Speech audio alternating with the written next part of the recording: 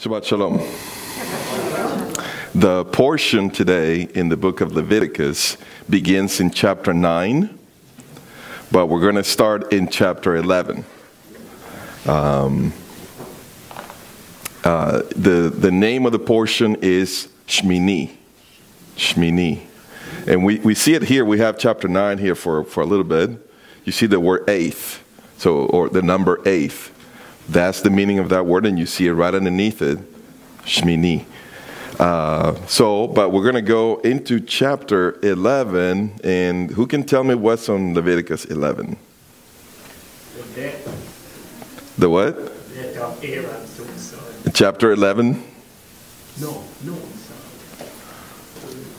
You don't know it by heart? You don't know Leviticus by heart? Or is it just me? Is it just me? Somebody has to. All right, so we're going to talk about the clean and unclean animals, right? That's chapter 11. How exciting. All right, let's see if we can learn a few things here. We spent the last couple of weeks talking about the sacrifices. And last week, if you were not here, if you missed it, you can go online. It's already there. We talked about chapter 4. We focused on chapter 4, and more specifically on atonement, understanding what atonement is. The need for atonement, though, if you remember, in atonement, we take the life that is in the blood, right, and we wipe it on the holy things. And so there are two actions that are happening there, right? We are wiping something off, and we're wiping something in. Who remembers what is it that we wipe in? Life. The life that is in the blood, right? And what are we wiping off? Death. So where does this death come from? Well, just as you see levels of holiness, right? There's the holy place, there's the Holy of Holies, right? There's the people of Israel, there are the Levites, and then there's the high priest. Similarly, uncleanness has different levels. We're going to see that today. And the levels of uncleanness is related to the death of life.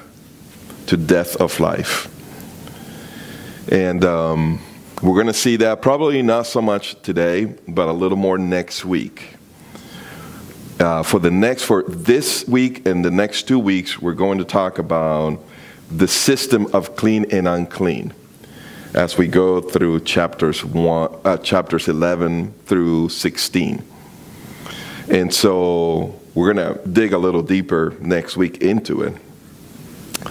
But we're going to understand the system of clean and unclean because it's the opposite of life, which is holiness. Holiness is life. So it is opposite to holiness because it is opposite to life.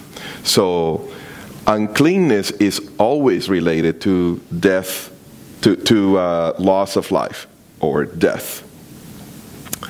And also sin. The wages of sin is death. So it's related to death. We know the Lord told Adam and Eve, hey, the day that you disobey, that you sin, that you break this commandment that I'm giving you, you're going to experience death. Right? They didn't die physically at the moment, but they began to die. They began to experience death. And we know it because what was the first emotion that we see them? Embarrassment? They were ashamed, right? They were ashamed. And they tried to hide. Those are manifestations of death. All right, we're in Leviticus chapter 11, beginning to talk about the clean and unclean animals. So we're going to answer a few questions, but also raise some more questions. Hopefully, actually, raise more questions than we answer, so that we can. I need you to come back next week. That's really what it's all about. So that we can see some of the answers as we work through chapters 12, 13, 14, and 15. Very, very important. We're going to go through 3 chapters a week. I didn't say that. Okay. But we do have 2 weeks, though. Oh, okay. Yes. All right, so chapter 11 begins by saying, the Lord spoke again to Moses and to Aaron, saying to them, speak to who? To the sons of Israel, the children of Israel.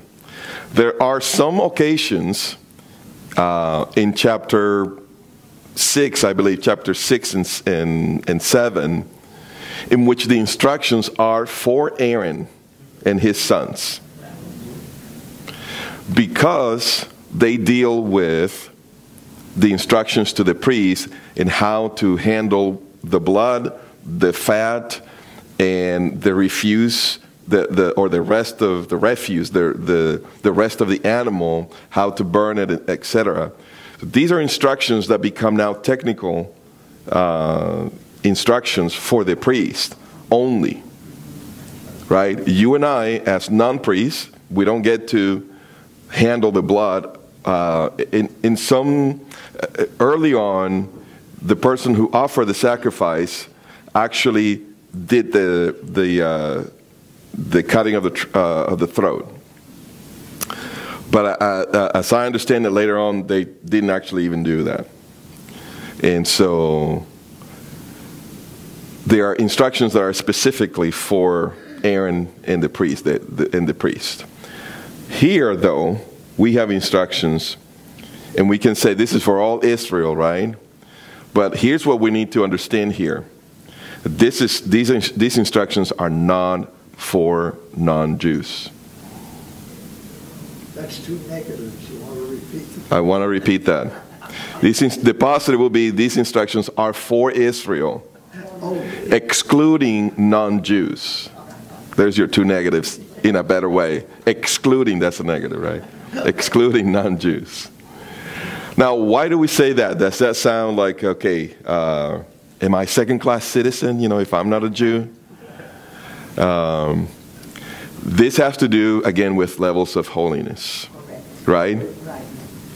If the Torah speaks to the priest and not to the rest of the Levites, or even to the rest of Israel, does that mean that the rest of Israel is second class?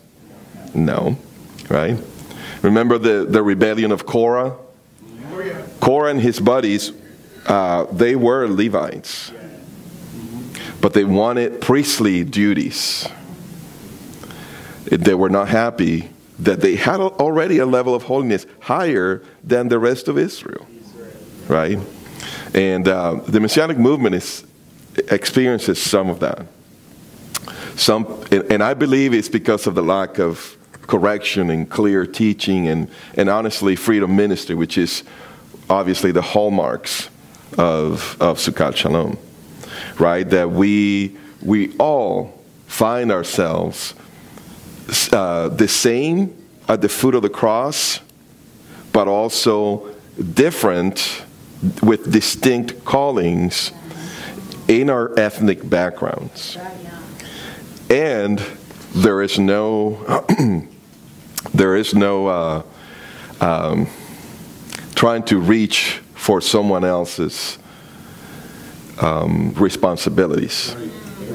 Right? We are quite content with who we are here. The picture that we get of heaven is this multitude from every tribe and language and ethnic background worshiping, but still maintaining those differences. Otherwise, it wouldn't say it so. Right? So the distinctions are maintained throughout eternity. right? Jews will never cease to be Jews.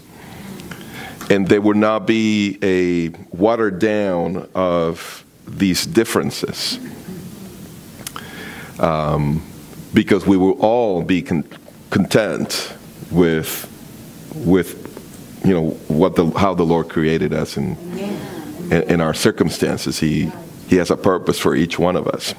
So here, the first thing that we find is that these instructions about the clean and unclean animals are given directly to Israel. What does that mean? All right, so come with me to Genesis. We're going to see a passage here. Let's see, I think right here. Genesis 9.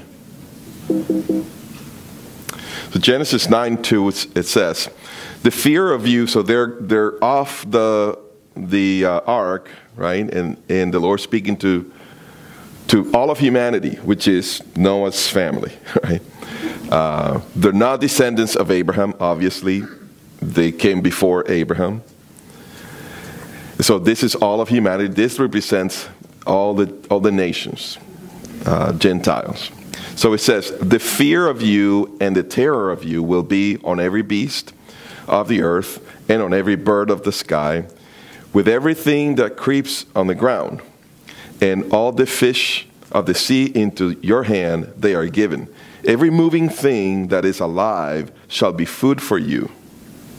I give all to you, as I gave the green plant. Earlier, a reference to Genesis 1.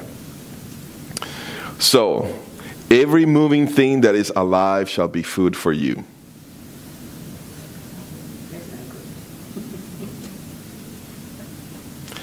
Now, he's not forcing people to eat anything specifically, but he's saying it is allowed. You're allowed to eat everything. Now, look at the word moving thing here. It's actually one word. Well, actually, I need to set this up so you can see it. So be patient with me just 1 second. Because I want you to see what the Hebrew word is here. We're going to return to this Hebrew word. So, again, verse 3. Every moving thing that is alive. So look at the word moving thing, remes. Remes. So we're going to come back to that. But it says this, I give it all to you. I give it all to you. So what is happening then in Leviticus 11 is a restriction. Why? Because of the different levels of holiness. Are you warm? Yeah. I think the heater is on rather than the AC. It's cold outside. Is it cold outside?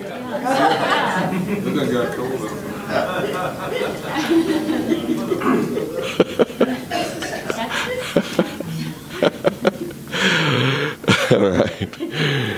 All right. So speak to the sons of Israel. So this is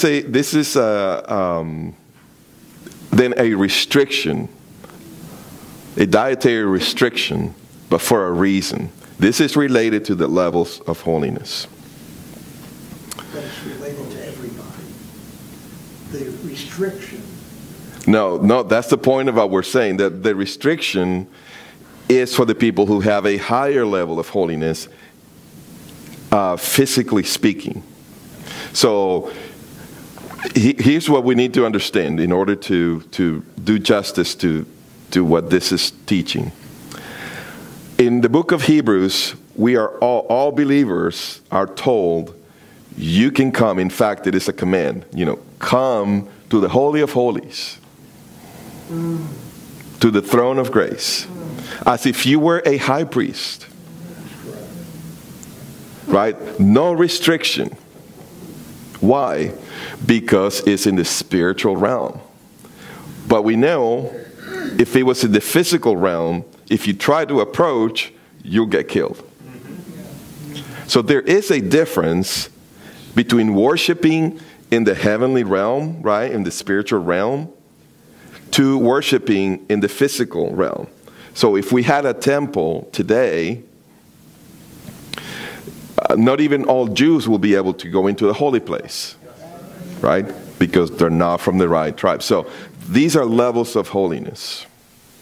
And what we're saying is that the people of Israel, in general, they comprise the first level of holiness in the physical, not in the spiritual, in the physical. We have to maintain the differences. Yes, Charlotte? Holiness is not necessarily the same as righteousness, correct? No. Because we're talking about holiness being as in set apart, as in defined. Yes, is that correct? Well, remember, holiness is being filled with life.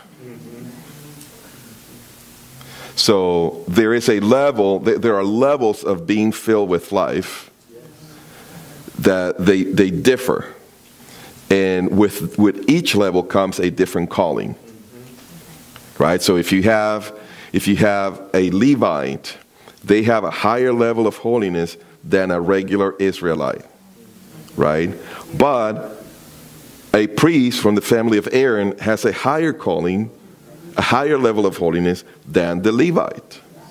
So we see right there at least 3 levels. Correct?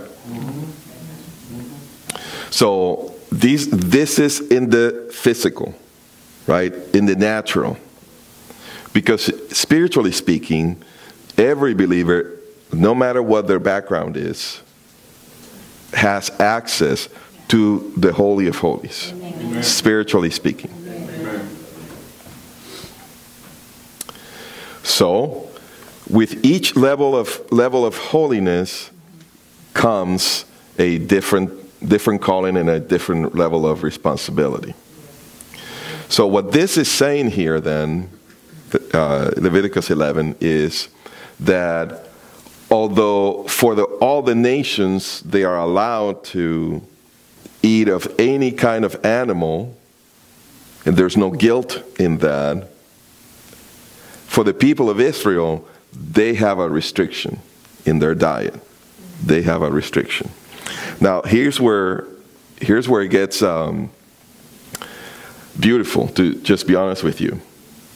Because what God is saying to Israel is, I want you to eat what I eat. That's the foundation. That's the basis of what we see in this chapter. I want you, Israel, to eat what I eat. Why? Because I am bringing you close to me. So you need to have a level of holiness that is elevated. Right? Now, notice this, that we read in several portions of the Torah where it says, if there is a foreigner, one who is sojourning with you and wants to observe the Passover, right? So he needs to become circumcised.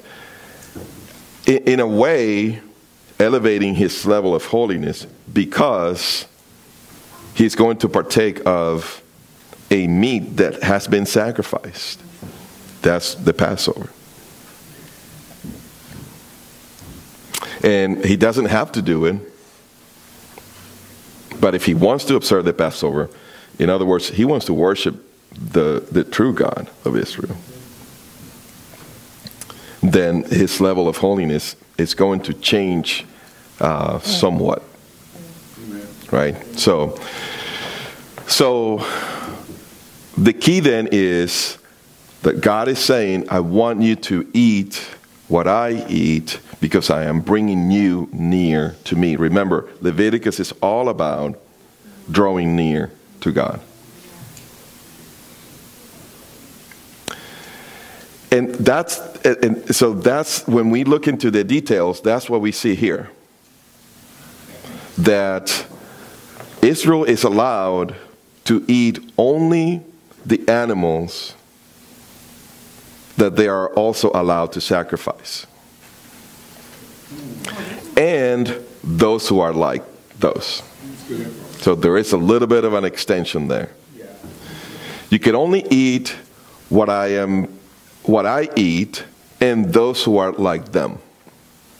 Obviously, you can't bring a fish to sacrifice, right?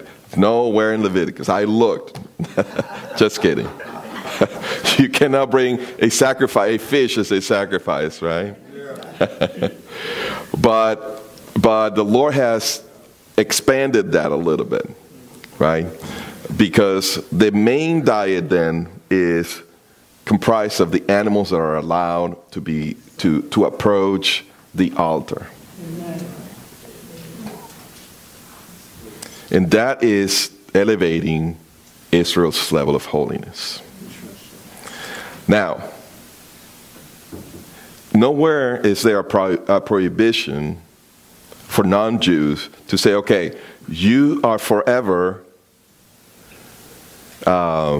commanded to eat everything that I allowed.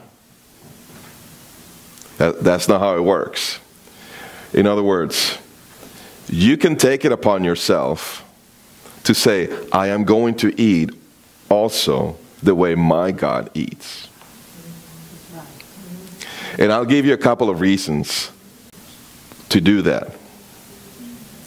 Number one is because your God and your Savior also eat that way. Amen. Amen. That's all the reason you need. Amen. Now, you're not obligated, but you're allowed to. And in fact, you're almost, I would say, a little bit of drawn to jealousy, really. Just like the Gentiles are supposed to provoke the Jewish people to jealousy so they can come and believe in Yeshua, so the Jews are provoking the Gentile believers to jealousy so they can come and live according to the commandments. Amen. So because your God and your Savior have that diet, you have every right to adopt that diet for you. Not in a legalistic way and not in a rabbinic way, but in a biblical way. Mm-hmm. And the second reason is because that's your future. You are going to do it anyway. You will. In the millennium, when Yeshua is king, right? When Yeshua is king and you come to Jerusalem, you will be transformed. You will be glorified. Amen. But you will have a body like his. And you will be able to, like he did, you will be able to eat or not eat. You know, like angels. They don't need food, but they can sit down with Abraham and have a meal. That's right. That's right. It's a different type of body. Right? Or Yeshua, he could just walk into a room without using the door. Just go through the wall. Or appear in Galilee and then appear in Jerusalem. Amen. You know, or appear to those who were walking on the road to Emmaus. That's the kind of spiritual body that we're going to have. Wow. So with that kind of body, then we're able to eat. And what are we going to eat? We're going to eat what the king is serving. Amen. Amen. And there ain't going to be no trife at his table. Amen. That is so good. Because that's the food that he eats. That's his diet. So, as we said earlier, his diet consists of the animals that are allowed to be brought to the altar. Now, here's the funny thing. We bring these sacrifices, we put them in the fire, right? In the English language, the fire burns. In the Hebrew language, fire eats. Eats. It uses the verb for eating. Achal. We would say in English, we could say consume. Right? We'll be close. But in Hebrew, it's eat. So God, in a non-literal way, he eats the flesh of these sacrifices. So what he eats is what he wants us to eat. Amen. That's wonderful. Right? But not in a legalistic kind of way. Jewish people have a covenant by which they, if they do not restrict their diet to it, then they are out of compliance with what is expected. But that's not true of Gentiles, not even Gentile believers, right? So the two reasons why a Gentile believer would consider eating the same diet that the Jewish people eat, and again, I don't mean rabbinic diet, but I mean Torah, biblical diet. The two reasons would be because Yeshua did and does and will do, and because we will too in the future. It's our future. Yes, ma'am. Excuse me, when you say that's the diet, that's the food that he eats, what do you exactly mean? No, I don't mean he's eating right now, in heaven, because remember, he does not need to eat. His body is such that he does not need to eat, but he could eat. We have an appointment with him, right? We call it the supper, the supper of the Lamb. And so he will sit down and eat with us because he can eat. But it does not mean that he eats today. He's not. I don't believe there's cooking going on in heaven. In Genesis 1 or 2, it speaks about the plants, all the plants that you're able. So I'm sure that's included in God's, let's say, diet, or not. I would think it would. Well, no, because when I say God's diet, I mean the animals that you're able to bring to the altar. The exclusion of what he speaks of, I believe it's right at the beginning of Genesis 2, where he says, and all these plants. Actually, let me say this, because there is a difference between the plants in Genesis 1 and the plants in Genesis 3 that are allowed to eat. So in Genesis 1 and before the exile from the garden, the plants is a reference to the wheat and the barley and the fruit. Afterwards, then there is an expansion of that in which you will bring in, like originally, actually, our diet did not consist of lettuce. Let me put it that way. No calories. It was an expansion afterwards. Originally, it was only fruit and wheat and barley. So all these vegetarians, they're out. Well, I mean, I don't mean to step on anybody's toes, right? But when I say God's diet, then it's primarily meat. I think Yeshua would have been a good Texan.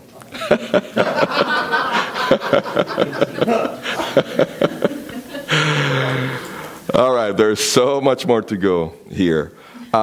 Yes. How do we, you mentioned like being secure in our identity, no matter our nationality.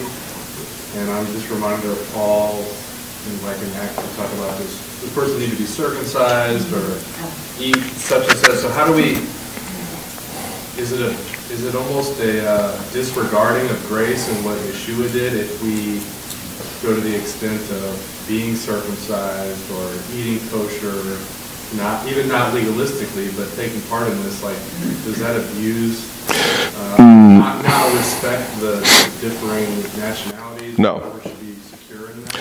No. the only thing that could do that is being circumcised, not eating kosher. And here's the reason. The reason is that circumcision in the time of the first century became far more than what it was when Abraham got circumcised in all his household. In the first century, it meant conversion to Judaism. That's what it meant.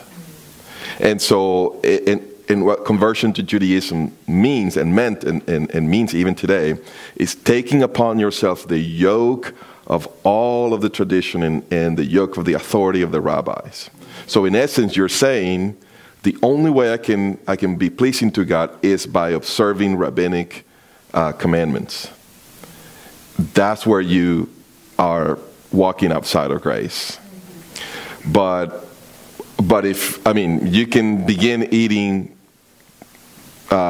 these clean animals with the same attitude, and then you will be also in the wrong. But technically speaking, what we see in Scripture, what we see in the New Covenant Scriptures, is limited to conversion to Judaism. Well, we have Passover coming up, and I know you just made that statement. So you're not suggesting that in order to partake in the Passover, men need to start scheduling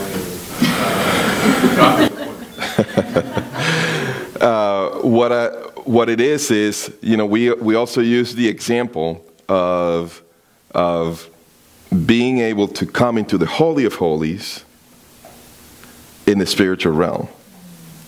So that's comparable to that. So we partake of the Passover because we've already been circumcised in our hearts and spiritually. And in that verse, partaking of the Passover means to eat the sacrificial lamb. We don't have that. Right. Yeah. Right. Yes. There's two things. In Exodus, when Israel came out of Egypt, God did eat with them, the 70 elders. Yeah. Adam put up the and another. That's a reference to the fellowship, to the peace offering, which they all share. It's a meal that shared three ways. What scripture is that? I think it's Exodus. It should be 19 probably. 19, yeah. It's either 19 or 24. 20, yes. 20, it could be 24. Yeah. And another Yes. quick one is that being saved and in the commonwealth of Israel, according to Ephesians chapter 2, we are brought in. Why are there, and I'm listening this morning, why are we struggling to obey Torah? Here we are practicing Torah, and yet we are trying to legalism and bring ourselves. No, studying Torah, hearing you teach. I don't see legalism in trying to walk like the apostle, Amen. being holy before God, Amen. living righteous. And that's the problem with us Christians. Let me use that word, quote unquote. We try to be so much of the word that when the real written word comes to us, we find all type of excuse about legalism. And I'm sorry, if we want to obey God, we need to fully obey God. I'm not talking about legalism. I'm talking about obeying God. And that's my point. We are trying our best to look like the word. And I'm sorry, it does not work with God. Amen. Amen. Amen.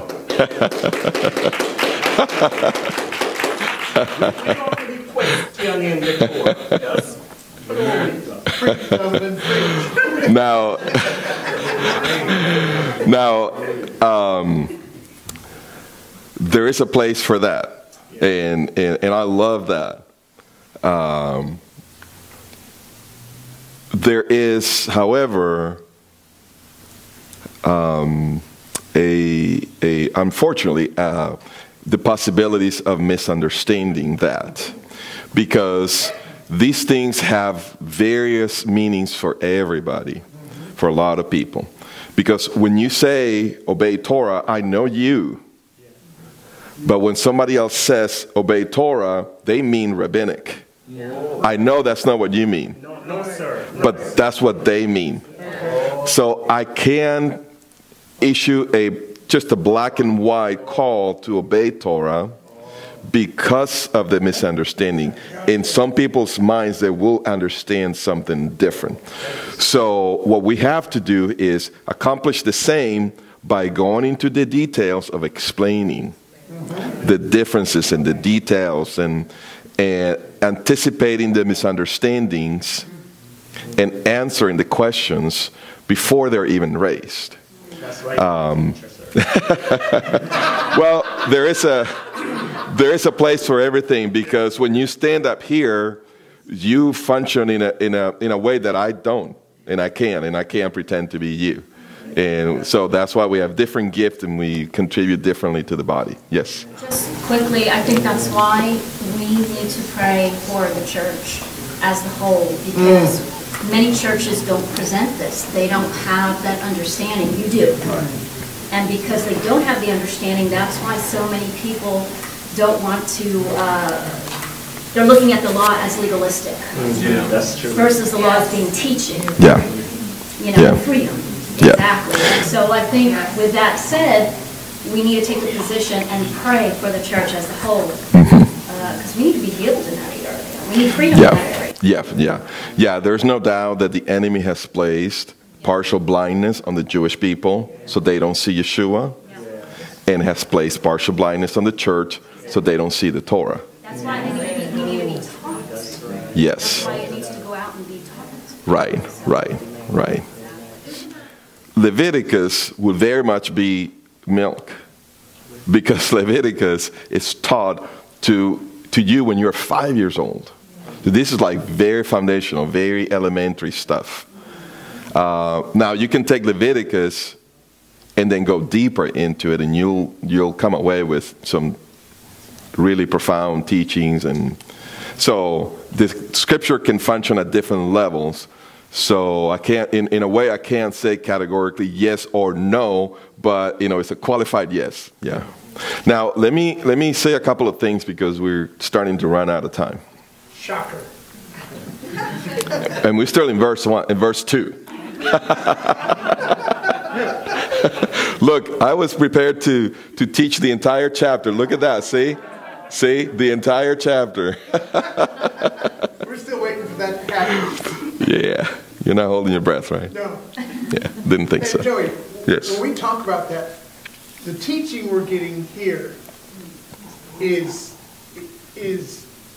so much different than what is being taught out there. It just is.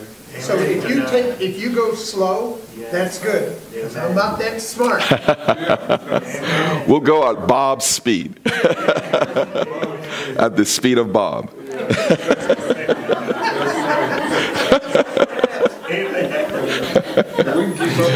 I think that may be frustrating to Janet sometimes.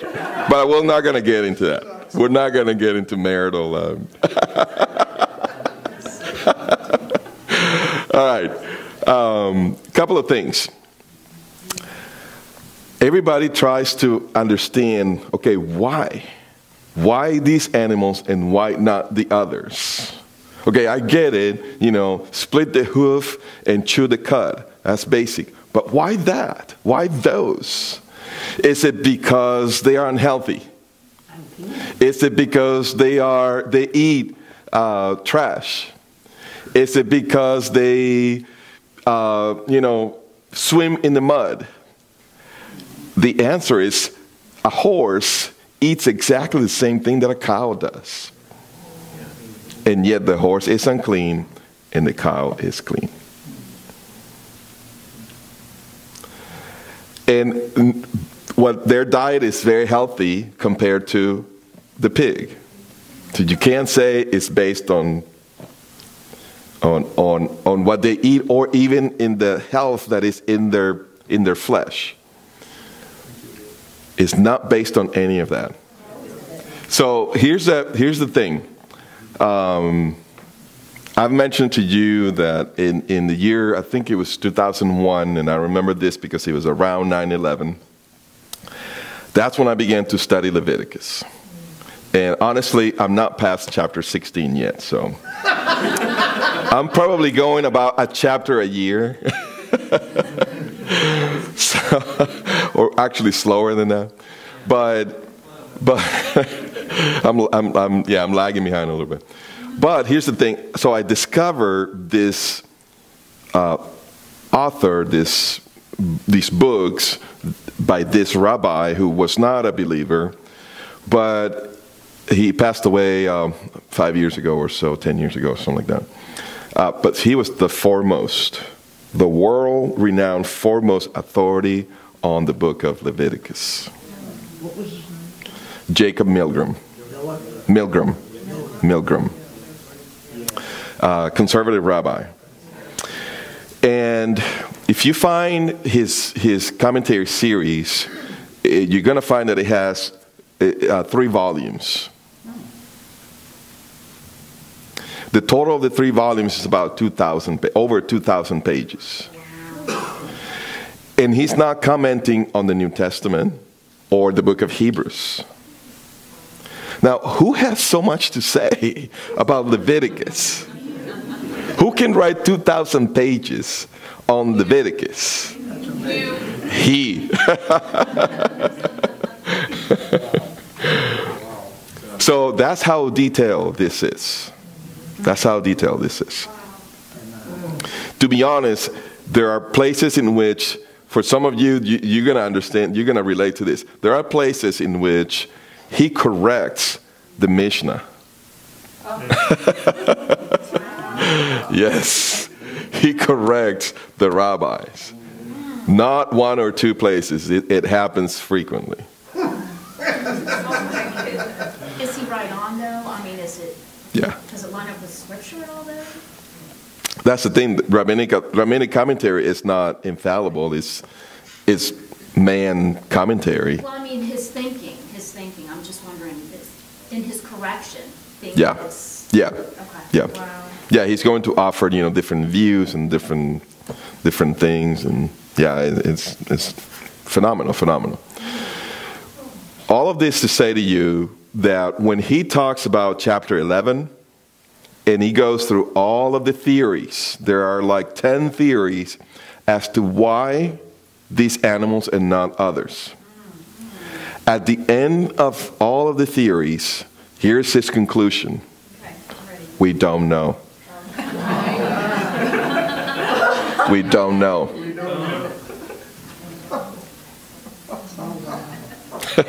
It's like a parent to a kid, because that's from God, right? Why these animals? Because. Now, from our perspective, we do have a reason, though. We do have a reason why these animals. Because those are the ones that you are allowed to sacrifice. So we only eat the animals that are allowed on the altar and those who are like them. Right? So you'll have the deer and the gazelle and the buck because they are like the ones that are allowed to sacrifice. Right? And then there are others like the fish, beats me, or the grasshopper. So the point is not in finding what the theory is. Is it based on health? Is it based on how they walk? Is it based on, all kinds of theories, like I told you, there are like 10. The answer for us is because God has chosen those, and he has expanded the list to those who are like them. And those are the animals that are allowed on the altar and have a higher level of holiness. That's why that's our diet.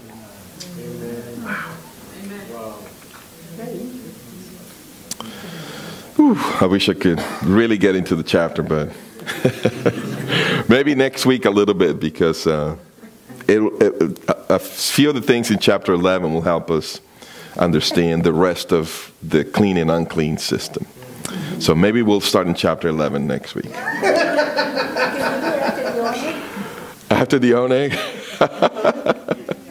That may not be a bad idea, right? To have a little more time to